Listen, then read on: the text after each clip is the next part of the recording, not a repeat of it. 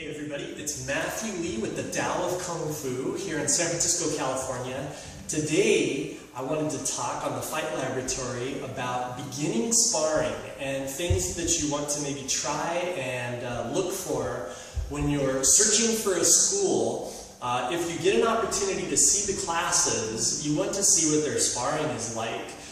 When I start sparring with my students in the very beginning, I do a few things really unique that I think helps out a lot with the degree of skill, especially later on in the style. First, I don't use any gloves, no real padding. I have them available, but I usually tell people try it without any gloves, because I found that if people have gloves, they have a tendency to hit a little harder. They feel a little more confident, and they come in and slam a little bit harder, and because they're not feeling as much in their gloves, or they can hurt their wrists early on because they're hitting with too much power, and it causes anger to flare up, and defense, and then shyness in sparring with beginners, and it builds up that fear kind of factor that you really don't want. Is be as relaxed as possible in sparring,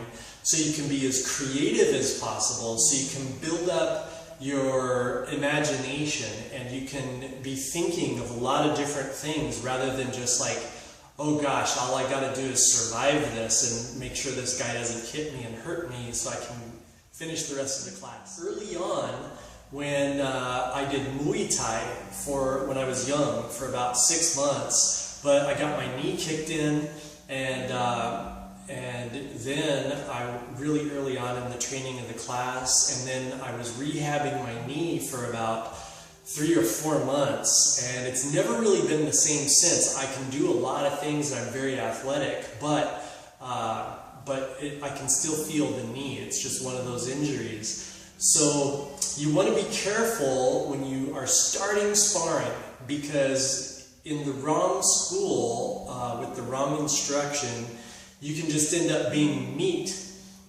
fresh meat for the upper belts that are well practiced and well trained. If they went up through the ranks getting beat up and being scared of the upper belts, then it's almost guaranteed they're going to pass that kind of feeling on and that atmosphere to the lower belts as well. So remember, the ultimate show of power is control. To have all the control in the world, where you can do a flashing punch and snap it right on somebody's surface, or have the same punch and snap their head back, knocking them out cold.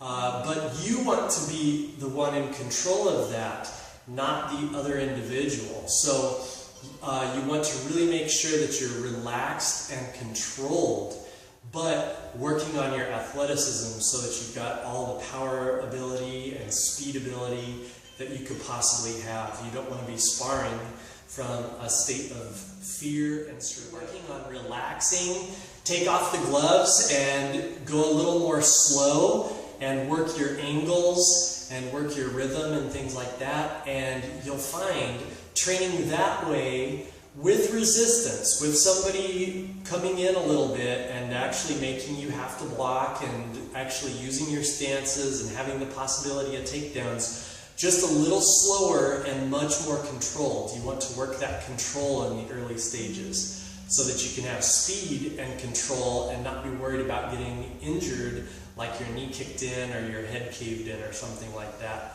because somebody's got lack of control. So work on your control and your relaxation in sparring. Enjoy your training, and as always, thanks for watching.